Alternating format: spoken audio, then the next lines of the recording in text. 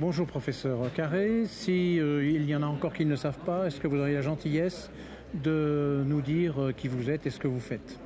Bonjour, écoutez, je suis François Carré, je travaille à l'hôpital Pontchaillou. Je suis cardiologue et médecin du sport et je suis responsable des services de médecine du sport et d'exploration fonctionnelle. Si je vous ai demandé de venir répondre à quelques questions, c'est que sont parues très récemment des recommandations de la Société française de cardiologie sur la pratique du sport chez les cardiaques. Sujet passionnant pour tous les cardiologues qui nous écoutent.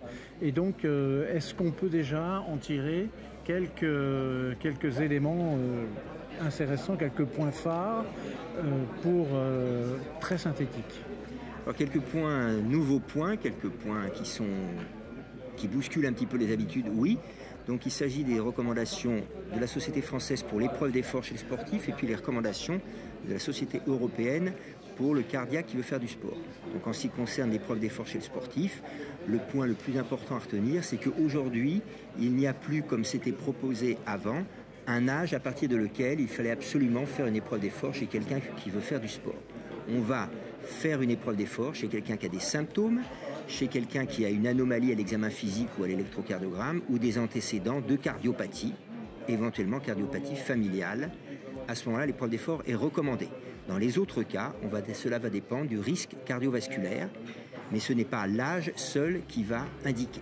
Donc tout ceci a été publié dans le journal de la Société française de cardiologie. Comme c'est quelque chose qui intéresse quand même tout le monde, les patients types qu'on soumettait à cette épreuve d'effort, c'était d'âge moyen, qui reprenaient une activité sportive.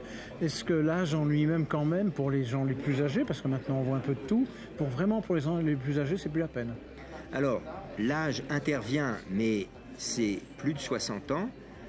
Et cet âge de plus de 60 ans nous classe déjà dans un risque élevé rien qu'avec l'index score. Donc, que l'on fume, que l'on ne fume pas, rien que par notre âge, ça représente un risque. Par contre, avant, l'âge, c'était 35-40 ans, et aujourd'hui, ce n'est plus du tout le cas. D'accord, donc voilà qui est clair. D'autres points importants? Alors, les autres points importants qui vont bousculer nos habitudes, c'est que les recommandations européennes ont suivi les recommandations américaines sur ce que l'on appelle the sharing decision, c'est-à-dire la décision partagée. C'est-à-dire que ce n'est plus que le cardiologue qui va prendre seul sa décision, il doit discuter avec le patient s'il autorise ou pas à faire du sport en prenant la balance bénéfice-risque. Et je trouve ça quelque chose de très important, parce qu'avant c'était simple, on disait non, et comme ça le patient ne pouvait plus faire de sport. Aujourd'hui, ce n'est plus tout à fait le cas, puisqu'il y a des études qui ont montré qu'on peut faire du sport. Je prends juste un exemple, les coronariens. Avant, le coronarien, la personne qui avait eu son syndrome coronaire aigu, c'était plus de sport à part le golf. En gros, aujourd'hui, le coronarien qui a fait son syndrome aigu avec un risque cardiovasculaire très faible, c'est-à-dire une fraction d'éjection normale, monotronculaire ou bien complètement revascularisée, une épreuve normale, totalement asymptomatique, facteur de risque bien traité, qui n'a pas d'anomalie rythmique ni au haltère ni à l'épreuve d'effort, peut faire tout ce qu'il veut en compétition, y compris le triathlon et les Jeux Olympiques. Donc ça, c'est un nouveau pas. On a complètement changé les recommandations qui dataient de 2005, il faut le rappeler. Donc ça veut dire que le coronarien qui a fait un épisode aigu peut rejoindre le groupe des non-coronariens, à condition quand même qu'il y ait un bilan assez lourd. Absolument, il faut qu'il ait un bilan qui nous permette de le classer à faible risque et surtout, j'insiste sur ce point, qu'il suive bien son traitement et qu'il ait des facteurs de risque équilibrés.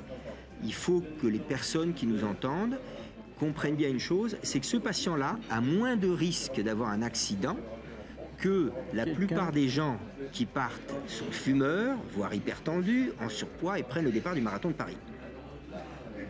D'accord, ça c'était donc un autre point très important. Je pousse le bouchon un peu plus loin. Encore quelque chose de très intéressant de nouveau? Alors quelque chose de très intéressant de nouveau, c'est qu'en fait, on a actuellement deux pathologies pour lesquelles le sport est contre-indiqué, le sport intense, compétition ou pas compétition, on n'autorise que le sport de loisir, c'est la maladie arythmogène du ventricule droit. Donc diagnostic de maladie arythmogène du ventricule droit, même quelqu'un qui a le gène, c'est-à-dire la mutation, mais qui n'a pas le phénotype, ne doit pas faire de sport intense, tout simplement parce que ça aggrave la pathologie. Et c'est la même chose pour les cardiopathies dilatées, les laminopathies, donc une forme très spécifique. On sait que le sport aggrave ces pathologies. Donc la réponse c'est non. Par contre, ils peuvent faire du sport de loisir, car le sport de loisir est autorisé à tout le monde en leur expliquant. Enfin, peut-être le dernier point, c'est qu'aujourd'hui, les recommandations européennes autorisent les patients avec une cardiomyopathie hypertrophique à faible risque, selon le score de la Société européenne de cardiologie, peuvent faire du sport en compétition, à la condition qu'ils soient informés du risque qu'ils prennent et que l'on aurait bien expliqué ce qu'ils devaient respecter.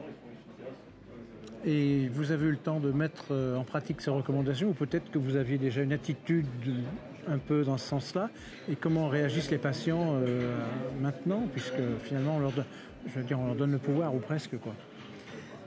Alors, globalement, dans mon expérience, moi ça fait longtemps que je discute avec les patients, la plupart comprennent bien. Il faut prendre le temps de leur expliquer, ça prend du temps. Il ne faut pas hésiter à éventuellement leur montrer leur électrocardiogramme, leurs examens, pour leur montrer, voilà, vous avez cet examen qui montre que votre cœur est plus épais, etc., pour qu'ils prennent conscience. Et leur dire, ben voilà, vous augmentez votre risque par rapport à une population classique d'environ 3 fois plus. C'est une estimation à partir d'une étude italienne qui vaut ce qu'elle vaut. Elle n'est pas donnée dans la recommandation, mais moi ce que je fais, c'est-à-dire qu'un patient qui a un risque de 2%, selon quand il ne fait pas de sport, s'il fait du sport intense, je lui dis, votre risque est de 6%. Parce qu'il faut bien se mettre à la place du patient. Si je lui dis vous n'avez pas plus de risque que quelqu'un qui ne fait pas de sport, il me dit pourquoi vous m'interdisez de faire du sport. D'accord. Voilà un aspect très pratique. Je crois que ce document mérite d'être lu en intégralité, ou au moins les résumés qui peuvent en être faits. On ne va pas tout reprendre ici, et je me permets d'arrêter mes questions ici. Merci beaucoup. On en a beaucoup. dit assez peut-être? Oui, je pense que oui. Il faut lire le reste. Merci beaucoup. Merci.